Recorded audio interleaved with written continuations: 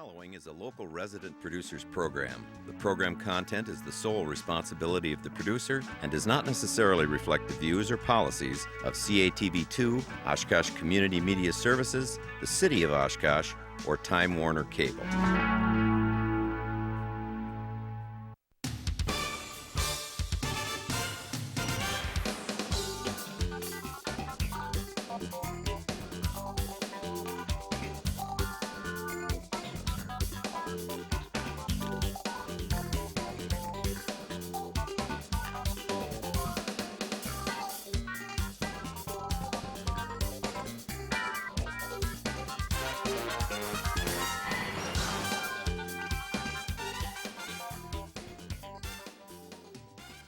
Hi everyone, welcome to Eye on Oshkosh. Cheryl Hentz here along with Dan Rylance, and we're very, very pleased tonight to be joined by someone that most of you I'm sure know from the Oshkosh Common Council, Jess King. And we're going to talk with her for part of the show about some city business and what's going on with the Oshkosh Common Council. And then in another part of the show, I don't know if we're going to do it first or second, but part of the show is city business, and the other half will be spent on, she is running for the state senate, seeking the position that has been held for many, many years by Carol Ressler, and Carol, of course, is not seeking re-election. So we're going to talk about her bid for state senate as well as city issues. So welcome. Thanks for being here. Thank you. Hi, Jess. Good to see you guys. Any preference, you guys, No, as to not where at we all. start? No. You want to just start with city stuff and Sure. get the hard stuff out of the way? Yeah, the real stuff right now. that might Get be the the accountability hardest. session Yeah. first, Yeah, right? yeah. And then we'll talk about the future. Well, you are just now beginning the second half of your first term. Right. It's a 2-year term. You've just completed one half. How's it been so far? What have you learned? You know, it's been an incredible year. Like if you look back at where we started as a council and the kind of things we're facing, I think the thing I've learned most now is to look for a consistency policy basis for how I feel about things, and try to do somewhat of a consistent analysis. I think initially starting out as a common council member, you really try to keep your constituent services high, try to be very responsive to citizens, and you don't necessarily know enough of the municipal processes, so to speak, so you don't really know who to go to. And I would say that having John Fitzpatrick available too as the acting city manager has really kind of opened up some of that conversations and some of the accessibility of the department heads and just figuring those processes out. So I think the first year for just about anybody becoming a first-time elected official is really learning how do I accomplish something? How do I get things done? So the nice thing is in the second half of my term, or the end half of my term, now I finally know how to get things done. So I'm working a lot more with Lynn Lawrenson to actually start doing some amendments to ordinances now, which I think initially I maybe didn't have quite the skill set to do that, but working on some interesting things. And so one of them is actually to try to include tree planting with our road reconstruction as a policy level, to say when we reconstruct a street in the city that there will also be included costs to make sure that there's a tree planted in the terrace if possible. So that way we work on rebuilding our urban forests. Even if there wasn't a tree there before? Or Right. Oh, really? Right. Because one of the situations we're facing is, which I've now learned after going through one budget process, is we consistently refuse to allocate money for tree planting in the operating budget. And I did a survey of other municipalities that are similarly sized. And when you can look at the Fond du Lac and Appleton budgets and look that they're putting $50,000 or $45,000 annually, and for the last few years we've put zero, and we finally battled it out to get $4,000, which when you're planting trees that's about 40 trees. And we're a city of 24 square miles, so we have to kind of come up with some other solutions and kind of a reasonable method to do it. There's other municipalities that actually put tree planting, whether they be street trees or other beautification or environmental projects, they actually put that in their CIP budget, and which is something we don't do that either. So it's trying to solve that problem. In Oshkosh is still attempting to recover from that storm in 2001, which because we didn't have the tree inventory, the insurance company didn't reimburse us for actually planting new trees. And it's something that should be a easy solution, but it takes a while to get to the point where you understand what to do. So that's something that she'll be rolling out in the next month. Okay. You mentioned John Fitzpatrick, our acting city manager. Now, just this week, we've learned who the finalists are for the city manager position. His name was very noticeably to, I think, most of us, if not all of us, not on the list. Any ideas why that was? I mean, I think most of us, certainly Dan and I, you know, and people that we've talked to, feel he's done a very good job. Oh, you will not. I agree with you. And I think when you look at what's been accomplished in the last 9 months in this city, it's been quite an incredible array of positive things. You know, and a lot of people will be first to point out the movie, the Public Enemies movie, and the idea that the city as a municipal bureaucracy worked so well with that, and well with the business owners too, because I'm finding that the downtown business owners overall had a positive experience with that, which could have been a nightmare. Also noting that we've had a variety of hirings in our department head levels that have all gone smoothly. We've hired high caliber people. We've also managed to get through that budget process in a very smooth way. Another positive example of his work product in the city would be the State of the City address and that open house that we had over at the Senior Center Annex. I mean, never before have I seen such a positive recognition of our community volunteers and such an openness with our department heads to talk to citizens. And then even the process of hiring the consultant for the city manager process, hiring process, all of those things I think are really big, high benchmarks to really say John Fitzpatrick had a great performance there. Which raises the question that she just asked. Right. Why did you write a job description that on paper eliminated him? That seems to be what people are saying. Well, he didn't fit the job description. Well, you wrote the job description. Right. And to philosophically discuss that in broad terms, I would say that, you know, the in one hand the proof is in the pudding, you know, and on the other hand to say where we were at the time, you know, it's really challenging to say at the time we made those decisions about characteristics, you know, where was the performance? Well, you know, you probably did not know what you would be getting with him either. Right. And honestly, it's a very positive experience, and I think, you know, on some level, though, we wanted to stay committed to the process because inherently we as a city council felt like we want to do a national search. We want to recruit the best of the best, and you know, these are the indicators that we thought would produce that. And I'm still waiting, you know, when our 6 finalists come in to see what they're capable of and go through this interview process. But what he has is experience. It's going to take whoever you pick a year to get where he's at right now. And you know, this is my own opinion. I'm not speaking on behalf of the council or any of the other council members, but one of the other things that I'm really thinking about going into this next budget cycle is really looking at our city's organizational chart and saying that I think it's possible for us to reorganize some staff members, and that, you know, maybe there's a different role for Mr. Fitzpatrick to play in the future once we have the new city manager. But that, of course, depends on when we get the new city manager and having discussions with him and the rest of the council.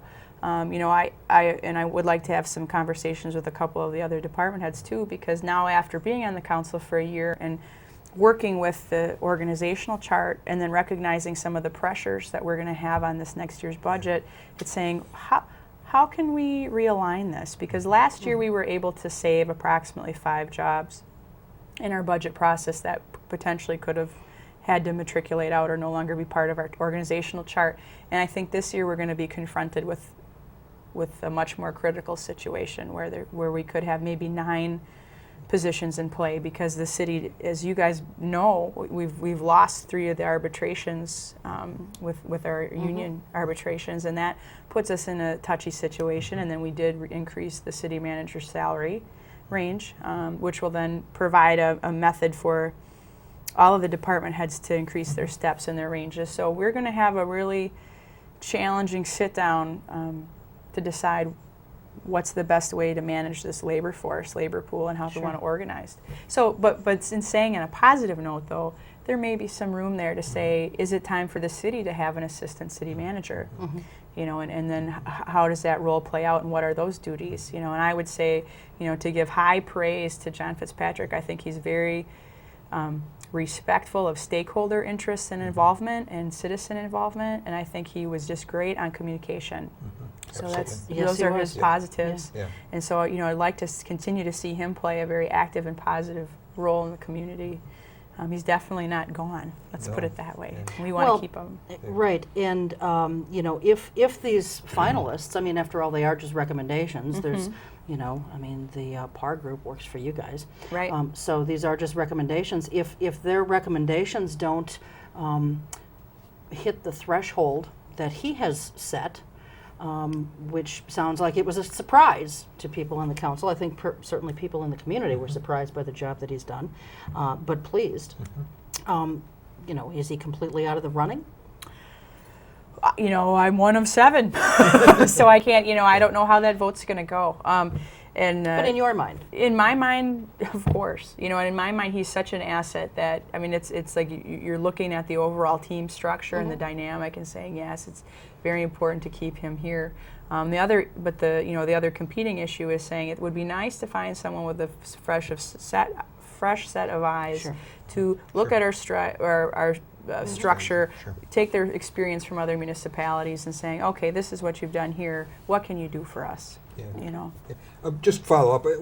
What did you see were the strengths of these final candidates? Can you just sort of generalize a little bit? Well, many of them have experience in other municipalities. Some of them are in maybe the more seasoned part of their career, to say they've been in several cities where they've been able to document good experience with handling department heads, with reprioritizing and maybe reorganizing their departments and really putting goals out there. And I would say 3 of the candidates have had excellent benchmark experience in economic development, which I think all of us are very concerned with that idea. Another one of the candidates had demonstrated actual results with regard to sustainability projects, so that was an interest to me. I would say then there's the other spectrum of the 6 candidates that are maybe more young in their professional careers, but are very eager to accomplish and prove things. And so when you demonstrate in a smaller municipality that you've been able to achieve these goals, and we know that they're hungry to continue to achieve, that's motivated people. That's what we need in this community at this point. So, it'll be interesting, and I think they will be a very interesting range of people for us to interview and see. And I think the other point is, since we did pay for this process to have this search and to conduct this field, it's important for us to see it through and see what candidates are really out there. So, Okay, good. Both Cheryl and I think, are interested in the public process, if there is any, with these people. Have you come up any decision on that, on how? No, we're having another meeting on Tuesday to discuss some of those other issues, as far as how much of the community will be involved, and we'll be able to kind of vet the candidates and give us a feeling for how they feel about them. I'm interested too in that. I'd like to see definitely stakeholder meetings or open houses, if it's for a loose term to use, to make sure that the candidates are, that we as a council even get to see the candidates interact with people, because that's going to be part of their job. If I can just interrupt our conversation for 1 minute to just ask our crew, because neither Dan or I have watches, when we get to about the halfway point, just so that we give Jess ample time to talk about her Senate race, if somebody can just kind of let us know. Doesn't have to be right on the money, but pretty close. Yeah. Thanks. The Madison sequel is equal, right? And now you do have a watch. Where'd you pull that from? My pocket. No wonder I didn't see it. Okay, well, either way. Water treatment plant and the water tower. Last week's show, well, we've done a couple shows of late. We had Terry Laban, and last week's show we had on Burke Tower and Harold Buckles from the Landmarks Commission, talking a little bit about the tower and how we got to the point that we're at. Do you have a position yet on should this tower be preserved, or are you kind of waiting to see what all of the options are and what the costs are? I'm still keeping my mind open. I think I too am more concerned about how we got to this point in the process. And I was just telling Dan, I'm reading this incredible book called The Natural Step for municipalities, and it's talking a lot about sustainability. And there's definitely a section in this book talking about how all of the department heads need to be communicating with each other on an idea of what principles are important to a community. And definitely preservation of historic structures and reuse of structures rather than tearing them down and creating waste, is something that should be a priority throughout the department heads. So I'm kind of approaching it from that point to say we really need to have some kind of policy in place or understanding with all of our department heads that cultural preservation, authenticity of a community is very important. Of course, now everybody's going to say, well, there's a cost for that. And there is a cost for that. So I guess I'm to the point where I'm still trying to gather the information to say, okay, other interesting point too is how that historical district didn't quite stretch out to that point, and saying maybe it's time for our partners in the community, stakeholders with regard to historical preservation, maybe it's time to relook at the map again and say, what other things did we miss? Because it's quite possible there are other things that are threatened. Yeah. The fact that it was never on the register, although it was eligible, really weakens the process of preservation. Right. It really weakens it greatly. And whatever reasons there were, we don't know, but it was certainly eligible. Yeah. So I think that's almost the same previous comment about the trees and not having that tree inventory, and then when it came time for the insurance to compensate, well, I don't know how many trees you had. Well, you just picked them all up. You'd think they could make an estimate, but of course that's not how the law works, right? So I think it's a good point for us to regroup and say what other threatened buildings or possible buildings. And there's been a lot of civic groups that have taken time to do photography projects in the community, and it would be interesting to set out a bunch of citizens with film and say, okay, what's out there that we're not seeing? Because the city's a pretty big place. Sure. Terry Lay made a really good point that if the mentality should be preservation to begin with rather than demolition. Yep. So if you approach things, why does preservation always last? We should be thinking, the book you're reading, that preservation should be higher up on the vertical list of conceptions. Well, and the other piece to it, and this is even an economic development piece to it, is to say communities that find a way to regroup with their authentic roots and tend to be more viable because they become interesting places to be because they're not like every place else. And to look back at our unique culture, and this is maybe why I've gotten on my tree kick so much, is to think about historically our community was a lumber community and was an economic tree-based community, and to say what, looking back at that part of our history and saying, well, now where are we with that regrouping? I think it's really important. So. Okay. Yeah, that's good. All right. West Haven Golf Course. That has been talked about, in the last couple of months. It's been talked about a lot. Right. We're not hearing quite so much about it right now, but the plan is to kind of turn that into a wetlands area. At least that's the proposal that we've heard. It's made the neighbors very upset. Yeah. A couple of public hearings were held on it, or neighborhood meetings, whatever you want to call them. Very well attended by citizens. What's happening with that proposal? Well, I have to say we haven't gotten a lot of access to it now, but I think it's good to talk about it in a forum like this.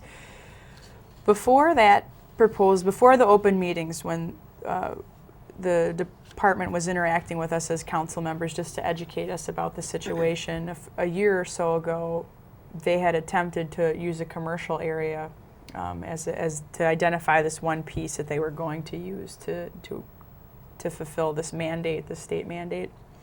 And that was brought to the council, and then there's a bunch of objections. So then what the department did is they said, okay, never mind, we're going to look at 9 sites, these 9 recommended sites, and which West Haven was one, along with several other sites. I think,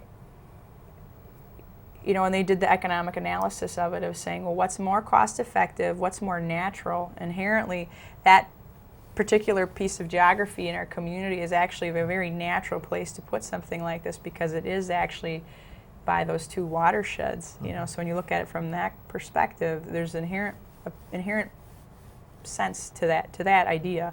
And then they also looked at the math of it, of cost per acre, and the cost per acre is much more advantageous in that particular place. Now, is that the only answer? No. Where we're at now is we have a state mandate that we have to have a certain amount of stormwater utility basins addressing that problem, and then we have to have a certain amount of water quality by a certain date. We have to have a plan. I want to say the plan's due 2012, and I think the thing that most people aren't aware of is that even if we do this project over by West Haven Golf Course, we would still need to do something like 5 or 6 more very large projects to actually complete the plan. So I think the neighbors I definitely get a lot of correspondence and a lot of emails saying, hey, why don't you use this other site, or why don't you use this other place? And I think they very much feel attacked, and obviously that's an investment for them, and I'm still trying to be cognizant of that. But the response I keep giving is, by the way, we still have to do 5 more similar projects, so it's not like this is just affecting you. There's likely going to be 5 other, and I'm pulling 5 out of my hat as an example, but there's going to be several projects, and I think that's maybe where, if to do this research over again, I think it would be nice if the city department heads actually provide us with the whole plan. So that way this neighborhood doesn't feel like, well, we're being targeted and singled out for this project, because the reality is it's a community problem. It's a thing where every citizen is part of this, needs to be part of this solution. And we definitely never want to do something that disparately impacts property values of one neighborhood. To have this one neighborhood bear the burden of what for the whole community. And I think that's how those people feel over there. And the other unknown piece of this is, I've been told that there are approximately 3,000 households that experience flooding damage as a result of us not addressing this problem. And I think those people have yet to come forward and say, I'm sick of my basement being flooded, I'm sick of the property damage. Hey, municipality, it's your job to fix this. And I think those people haven't been empowered yet to speak up. So it's kind of saying, well, where's the other balance? Because we've definitely been heard from the people who say this is a detriment to my property value, but we have not heard from the people that are currently being victims of the fact that the municipality hasn't addressed their needs either. And their property values are probably being deflated because of it. Incredibly, yeah. So it's a steady balance. So kind of, I think the city council has really approached the department heads by saying, please, let's look at this total plan. If we, and I forget what the benchmark number is, something like 368 is the magic number to be compliant with the law by 2012, and this particular project only takes care of the 68. Part of that number. So there's quite a bit to go, and honestly, I think if people saw the whole picture, I think that's the better way to approach it, is saying, well, what's our whole plan, and if you take this piece out of it, what's the consequence of taking that piece out? And right now I think everyone's experiencing from, well, this is the only piece I know about, so I'm really angry because I don't have enough information. So hopefully we'll have an airing of all this, and I think it's in probably a month from now, we're having another workshop on that to update people. Okay. The water retention or detention basin, whatever you want to call it, they're used interchangeably, I guess. For example, at the corner of Murdoch and South Main, or North Main rather, is that part of this whole thing too? That's already accounted for. That's not in that number. But I think what's really, because that 368 number was the hey, this is what we still have to meet yet. When they approached me and they said this but whole it's part of the overall project. Yeah, it's just not part of the 368. Right, of what's left undone. Right. That's what I mean. Okay. But and there's some interesting. It's good that the community has experienced that. Because I think before that was built, people had a lot of fear and a lot of concern about, well, we don't know how this works, and what if you put a fence around it, and You know, are people going to get hurt here? Is there going to be a lot of, is it dangerous? And so far, I haven't been made apprised or aware of any consequences from having it, and I live in that part of town, and I actually like walking by it because it actually brings a little bit of nature back into that area, you know. Okay. I have seen one errant shopping cart in there, which I notified somebody of it. But, Well, speaking of water, do we head over to the waterfront development now? Huh? I think that's a really nice segue. paddle, the paddle over there. Yeah. Right now, quick. Well, Access Acquisition Group, you know, their plans seem to be up a creek without a paddle, if you will. They, as you all too well know, Jess, they are stalled with their project. They don't want to put up the, you know, the restaurant and the hotel unless the, you know, abutting or adjoining the next door neighbor office complex isn't built. They don't seem to think that one can work without the other. You know, and by the same token, they don't seem to think that the office complex can work without the chamber being its anchor tenant, if you will. I don't know. The chamber has recently Chamber and Access have recently talked to a few select council members, yourself being one of them. You know, kind of an arm twisting thing is how I sort of viewed it. Were they able to twist Jess King's arm? Well, this is more information sharing, is how I put it, because I had an opportunity to even talk to Mr. Supley. I had an opportunity to talk to Mr. Rickers. I've tried to keep communication up with them. I definitely, when I was talking to Mr. Rickers, I gave him a list of a few companies that I thought would really be advantageous for the company to move to this community, actually, and specifically some in the legal profession that are statewide firms that, you know, or even real estate firms or other financial institutions, because the type of business building that they're bringing to our community, if when built, is the kind where people of a certain clientele are expecting to have a certain type of experience. So I wanted to make sure that he was really recruiting those kind of companies, because especially now with the price of gas and statewide organizations looking to consolidate their holdings and maybe not have as many satellite offices, to me, Oshkosh makes a lot of sense because of our placement on 41 and the fact that we are in between Green Bay and Milwaukee. It's a great hub location, you know. So to me, I'm still thinking there are businesses that when the money gets tight, they have to reevaluate their physical plant, and our community becomes marketable to them. So I did have that conversation with him, and I did talk to Mr. Supley a little bit about what's the magic connection, you know, and he gave me some very good answers. You know, I said, why do we have to wait in the hotel? Explain this to me again, because you know what? The one thing I know about the city of Oshkosh is we are anemic with the hotels. We need hotels, and the one reason we really need them and the reason they're viable is because we're one of the number 2 in outdoor summer festivals and entertainment and traffic. And what do? We keep putting these people in the university dorms, and we keep putting these people in campgrounds, and when we do those two things, we can't get a room tax out of them. And those people end up going to Appleton, they go to the Fox Cities, they go to Fond du Lac to stay in their hotels, and we're not capturing that tax. So to me, if that's the only tax that the citizens of Oshkosh really support is the room tax, well then we should need to build some rooms and get them in there. So when I was talking to Mr. Supley, he brought up some good points in that, and we know this from the convention center renovations, how in the matter of approximately 2 months, the construction prices just soared from the initial bids to the second bids. And so Mr. Supley sat down with me and he said, Jess, here's the straight up reason why we need these things to go together, and that's to save on the construction costs.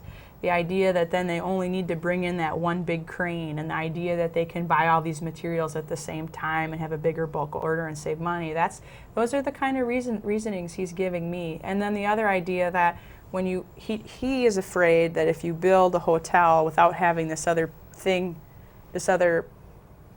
piece of the property, whatever it is, and when you drive over there, right now it's fields. You know, we've suddenly got this urban prairie, you know, and so what he's worried about is how is that going to hurt the initial image of that hotel without having other pieces around it? So, and part of me is thinking Mr. Supley's being overcautious, right? On the other hand, Mr. Supley is a great businessman who's done a lot of successful projects, and if that's his opinion, I'm going to respect his business judgment for those reasons. Other issue that's really not being talked about, that I guess I as a citizen am really frustrated about, is the Riverwalk. I'm a very pro Riverwalk. Get the trail, get the parking down there, get the bike paths, get some bike racks. One of the things we're going to be facing with this economy that's in a downturn, to be quite frank with you, and will be likely for another 6 or 7 years, I'm projecting. As a bankruptcy attorney, I'll say, I saw this coming 4 years ago. It's going to continue to come. And what we need to do is really start building environments where our own citizens can have positive experiences, experience that don't cost a lot of money, and make people really proud of where they are. And so I'm a very big proponent of that. And the problem, and this goes back years, it goes back to the 5 Rivers, and saying, how long has this area been left now to be fallow? What's really going on there?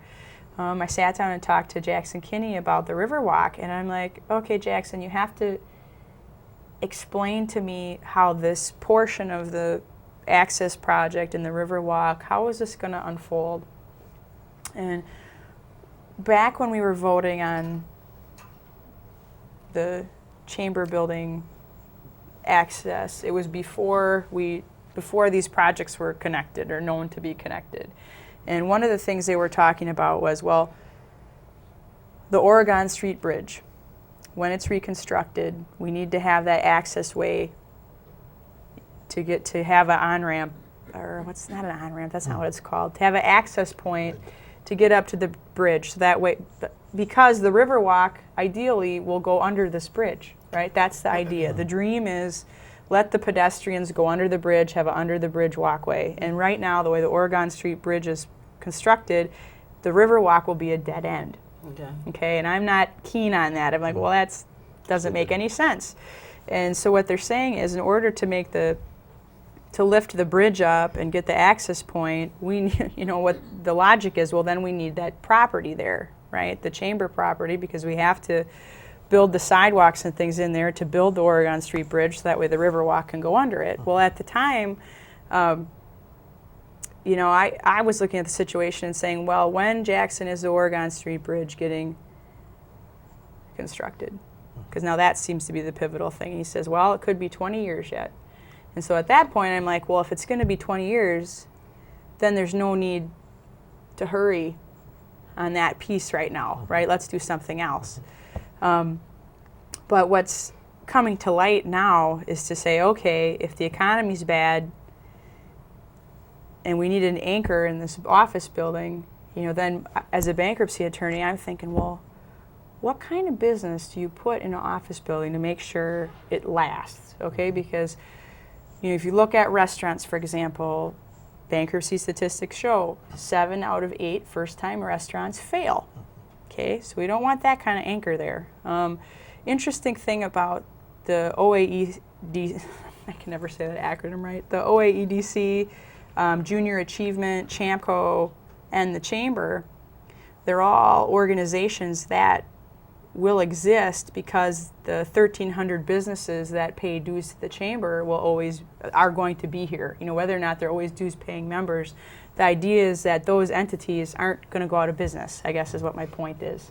So when Tim Rickers talks to me and says they're a good anchor, I'm like, you know what, inherently, that is a good anchor business because it's not dependent on the market forces in the same way a restaurant is. So when Jay Supley says, yeah, I'm going to open up a restaurant there, well, he works magic, but what if he doesn't? So I'm keeping an open mind, but those are the things I'm thinking about. And I think those are the things that maybe the average person, and here's the problem, and I have been very upfront and honest about this. The thing that makes this project marginal or unpalatable to people is because the information is not free-flowing, and we are not hearing from the stakeholders of all these small businesses and everything saying, you know what, we want this project to go through, right? And that's what I would like to hear. You know, because if I, you know, as a council member, part of my job is to really listen to the other stakeholders in the community. And so what I want to hear is positive stuff, you know, and I'm not hearing it yet. And I think part of it is because the information's not out there.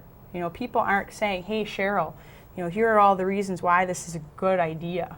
You know, because we want the Riverwalk to get going, because we've been beaten to death by 5 Rivers, because you know what, we really need this hotel, and we really need to get the Riverwalk going, and that's not what's being talked about. You know, instead they came at it from this other direction of, you know, oh, the chamber wants to sell its building. Well, that's such a backwards way to talk about this development project. Well, I will say Tim Rickards from Access Acquisition has certainly been more forthcoming with information and much more public than Tom Doig with Right. 5 Rivers ever was. Right, right. I mean, the comparison is Right. like light years Right.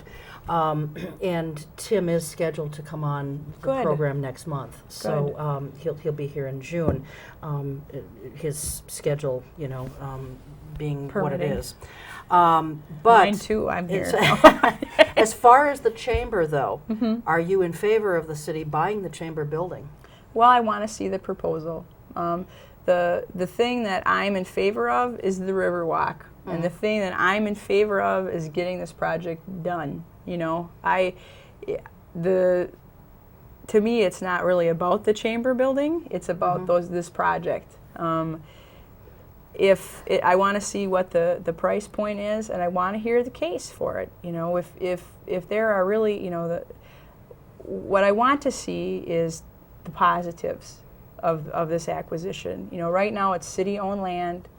Of the danger, the consequence of, well, if we do this now, what's the benefits to doing this now versus in the next 20 years, right? Because that's the parameter in my mind. Sooner or later, we have to buy the chamber building because we will need to redo the Oregon Street Bridge, because we want the Riverwalk to actually be a Riverwalk, you know, not a dead end.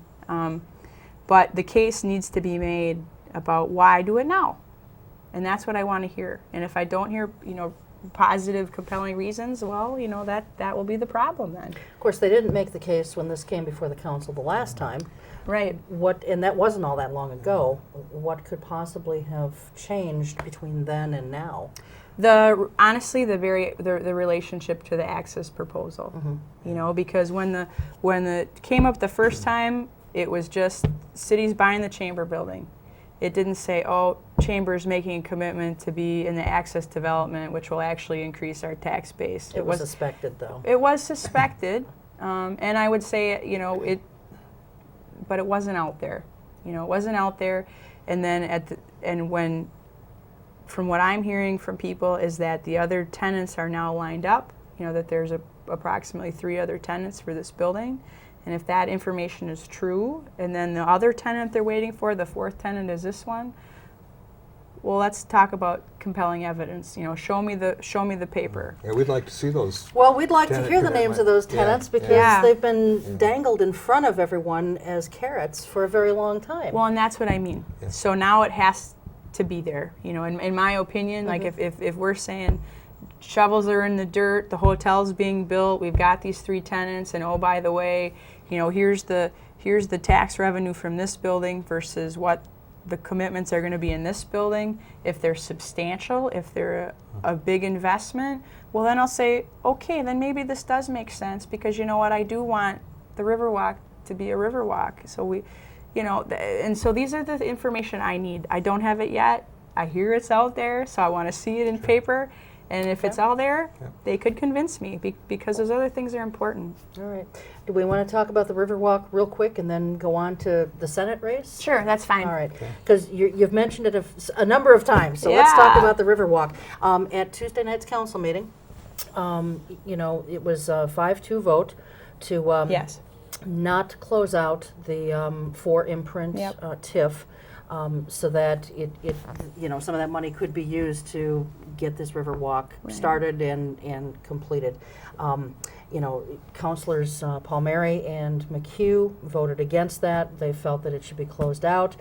The money go to, Tax roll. the tax roll, so that the the schools can benefit from it and so forth. The Northwestern, I believe it was today, maybe it was yesterday, but I thought it was today, had an editorial in which they said this was a bad thing that you guys did to vote 5-2 to approve this being kept open. They think that the decision should be Reconsidered. Reconsidered, rescinded, whatever you want to call it. And you were one of the 5. I thought that you explained things really well, but for people who maybe didn't see the meeting or understand what you were saying, maybe you could just explain your reasons. Yeah, I'll stand by this.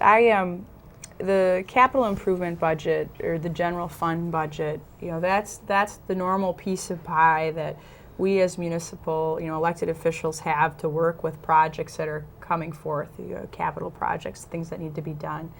I don't know, my advice is to have any citizen drive down Witzel. I mean, obviously right now it's a little challenging because of the construction by Wisconsin, but the central garage is in desperate need of renovation. And to be quite honest, when we look at our organizational chart, we have a lot of time being wasted in our central garage right now with our mechanics and our maintenance and how we prep our fleet and maintain our fleet and the way we store our chemicals and the way we store our equipment, all of that stuff, because we have a very old central garage. Now that's something that's in our future next 5-6 years to make the commitment to rebuild that, redesign it. I'm hoping that I can get something in place to make sure that's done in a sustainable manner and that we handle that construction. The same location? Well, they're looking at the same location. The information says that it's centrally located and that's a good spot. One of the interesting problems with that location, they've only got the one door, so whenever they're working on vehicles, they have to move them all out, rearrange them, put one back in. I mean, the point is this facility desperately needs to be redone, and in my mind, it needs to stay a priority. Meanwhile, we've got this economic development Riverwalk proposal that I would say every citizen that talks to me, I have this kind of rule about, okay, you're going to talk to me about something you're irritated about. Well, once we have that discussion, well, what's the one thing you want to see done? Everybody says the Riverwalk. Everybody says the Riverwalk. I mean, I would say that, or other recreational areas, if not the Riverwalk. The challenging municipal struggle that we have, as you know, is how do you accomplish things when the economy is where it's at, and what are we doing? What I know, I recently attended a conference in Little Rock, Arkansas for young elected officials, and basically it was a 4-day training seminar on how to accomplish priorities or developments like this, and how do you have to be creative to get these things done. And one of the opportunities in cases that I think we have to make to get funding for this, whether it be on a state level or on a federal level to help us complete this project, is we have to be able to demonstrate and make a case that we can kind of pay our fair share of it, our portion of it, and have a mechanism in which to do that. I right now don't see the general fund as being viable because I know that central garage project is sitting out there and that's going to take a lot of money, and most people don't realize or understand that project's out there. So then it's saying, okay, well, how else do we start this project? And the 4-imprint TIF is performed beautifully. The expectation is that TIF would be open for approximately 15 to 20 years. Originally, that was the expectation I think the taxpayers have, or anybody does when we implement the TIF. The fact that it's only been open for 7 and has already paid itself, I think that's a great testament to the project, saying there's one that worked out well. But the expectation from the other units of government and the citizenry at large that this would be open for approximately 8 more years.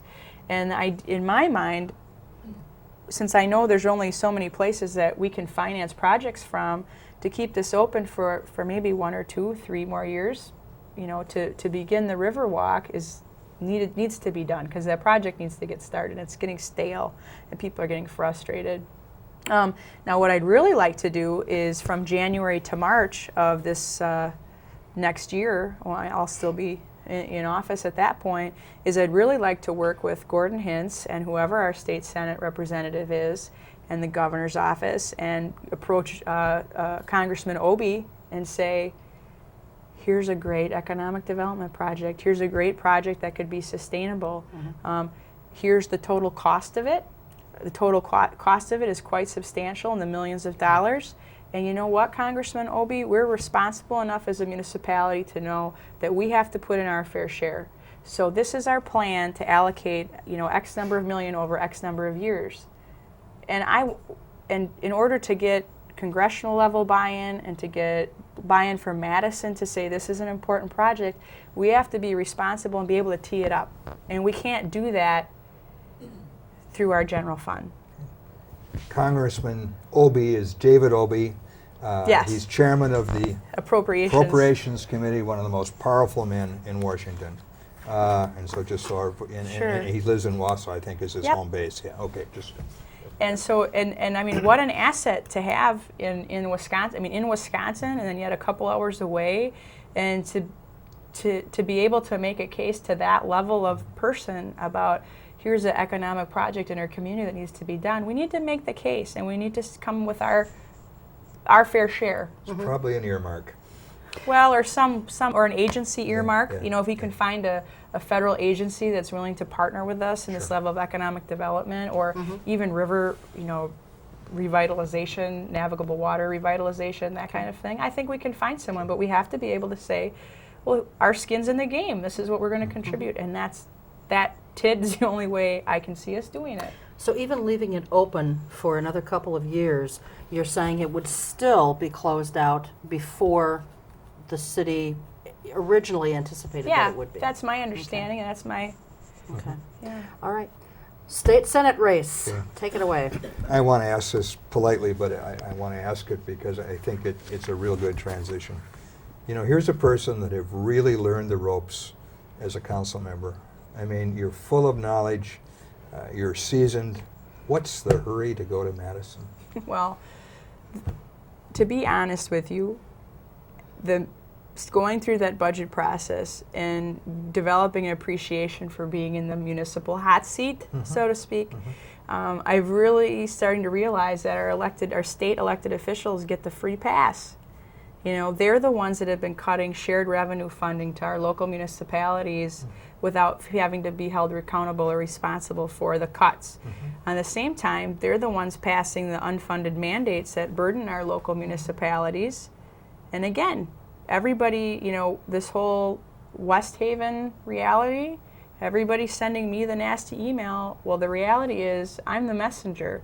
The state level, the federal level governments put these mandates on us and tell us we have to solve these problems. And oh, by the way, you only have this much money to solve a problem that needs this much money.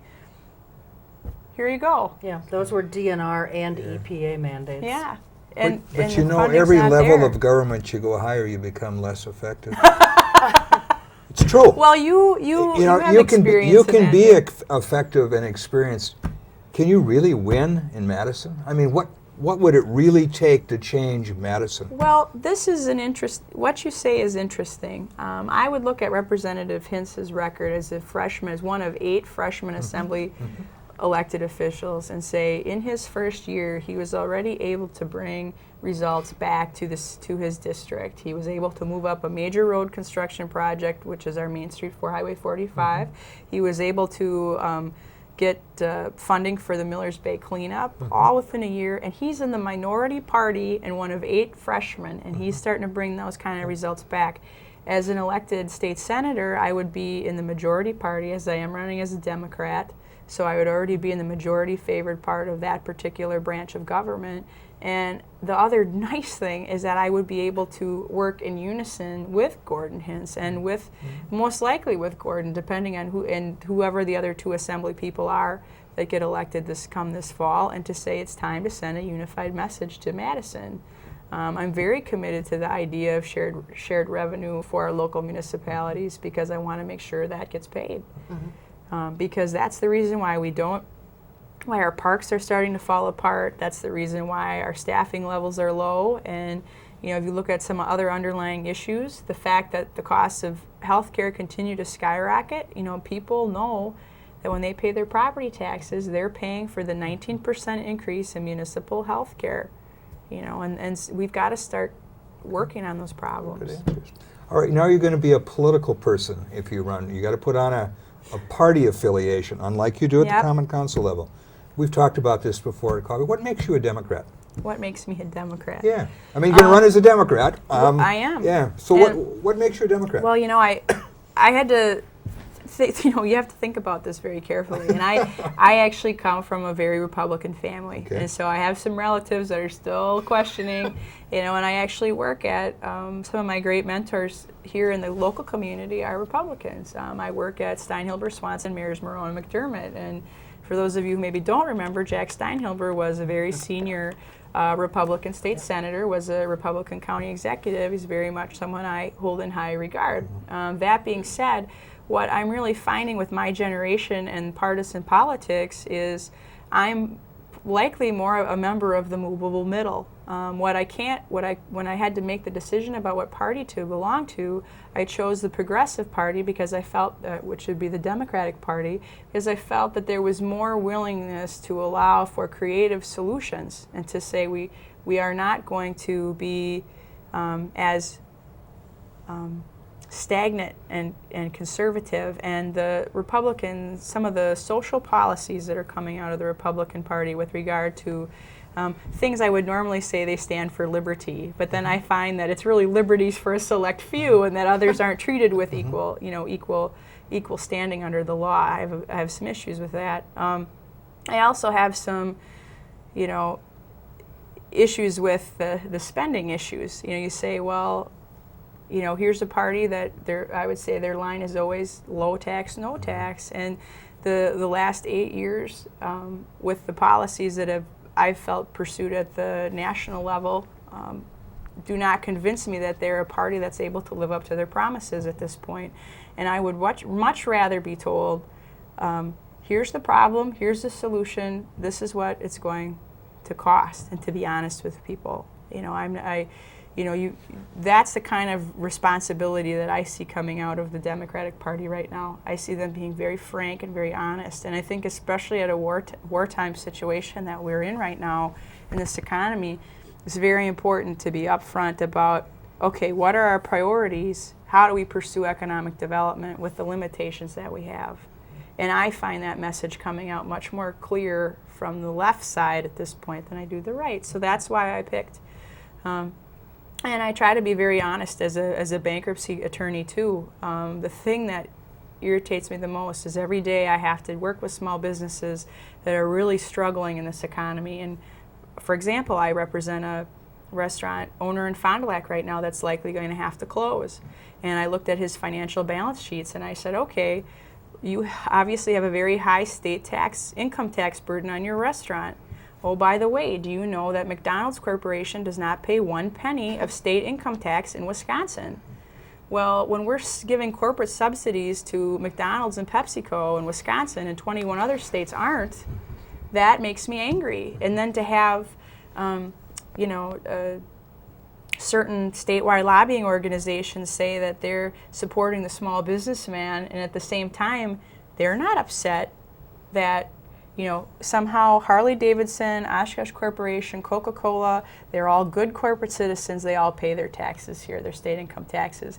And then you have other companies which have mirror products like PepsiCo, Merck, Walmart, not paying. And if 21 other states in this country can hold them accountable, why can't Wisconsin? It's just a flaw. And that's another reason, you know, the right side of the spectrum right now doesn't want to hold them accountable. And I want to, because if I have another small business come through my doors, I don't want to do that anymore. Well, we're down to about 5 minutes, 4.5 minutes. So let's do a couple of rapid fire. Quick, a couple of quick hitting issues here. Limit me. Statewide smoking ban. Where do you stand on that? Well, at this point, I think the state, to be even-handed and to be fair to businesses, I think it needs to be put in place.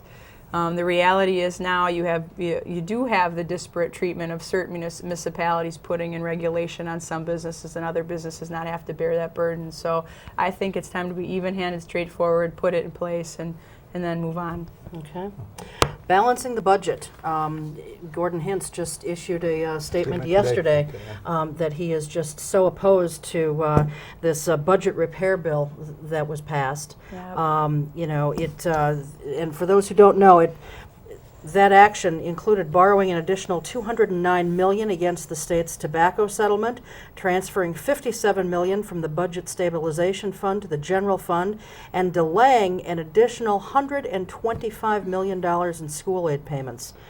Kind of ridiculous when it comes right down to it. So, you know, as someone who wants to be elected to the state Senate, do you have some idea on where to begin to balance a budget? Well, I think the number one rule, well, there's a couple guiding principles I have. And this will cause the need for cuts inevitably in certain services that we maybe provide. Because what I don't want to do is continue to borrow from the future that way. I have the same problem with the federal economic stimulus package. I mean, while I didn't mind getting the $600 check in my account the other day, the fact that we had to borrow that money from European governments and are now paying interest on that, I would have just said no thank you. Okay, and that's the same philosophy I want to take to Madison, and the idea that every year we keep pushing this deficit with no hope in sight, no creative ideas about revenue.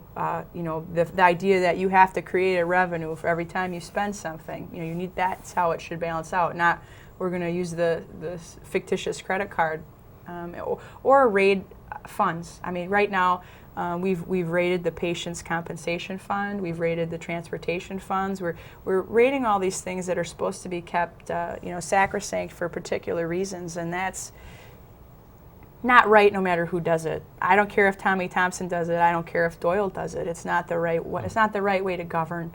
And so that's why it's so important to update our tax code. You know, and I realize that combined reporting, or the idea of holding corporate sales or corporate income tax responsible, you know, that's a mechanism to generate revenue. Mm-hmm. And, you know, taxes are revenue, and that's how we pay for things, and we have to find a way to capture more of that up front. The other transition that we have not really accounted for in our economy is Wisconsin used to have a large manufacturing-based economy, so sales tax makes sense because you're taxing the goods. Well, now when, you know, maybe 30% of our economy or greater is now in services and we don't tax that at all, it's starting to say, well, we have to make sure we're being fair. So in a strange way now, our manufacturing industry is actually bearing more of the burden than it should when you look at the rest of the economic output. So I guess that's my point with regard to the budgeting, is I think we have to be a little more upfront and honest about how we're capturing revenue. All right. We're just about out of time, but real quickly, and we did go longer than we had hoped okay. for city stuff, but we'd like to have you back then. Sure, Yeah. not a problem. Before the election, of course. Okay. Yeah. But Well, or after might be interesting. But just real quickly, if you were elected, what would you do with your term on the council? And we've only got about 10 Well, seconds for you to answer I'd that. finish it out for sure. Yeah. Which is possible. Yeah. Oh, yeah, Yeah. yeah, it's easily enough done. Yeah. Okay, thanks much for being Thanks, here. Well, thank Jess. you guys. Sorry we got Talking to- shortchanged on the state end of Yeah. things, That's but okay. at least we get a lot of city answers, and we will That's have you okay. back. We'll set And that up. I don't mind coming back and talking Excellent. about things. Excellent. So, and you guys, thank you for having me. You bet. Well, thank you very much. And I Thanks hope, to the crew. I hope Thanks the to powder blue shows up. You guys should have a dress code for me. I never know what we don't colors need are. that. It's fine. Just as long as you don't wear green where you blend Well, in. that's what Just I- hang on one Just second wait, here. Jess. Oh. We're gonna Sorry. we're gonna thank everyone at home for joining us, and we'll see you next time. Until then, take good care. Keep your eye on us. We've got our eye on Oshkosh.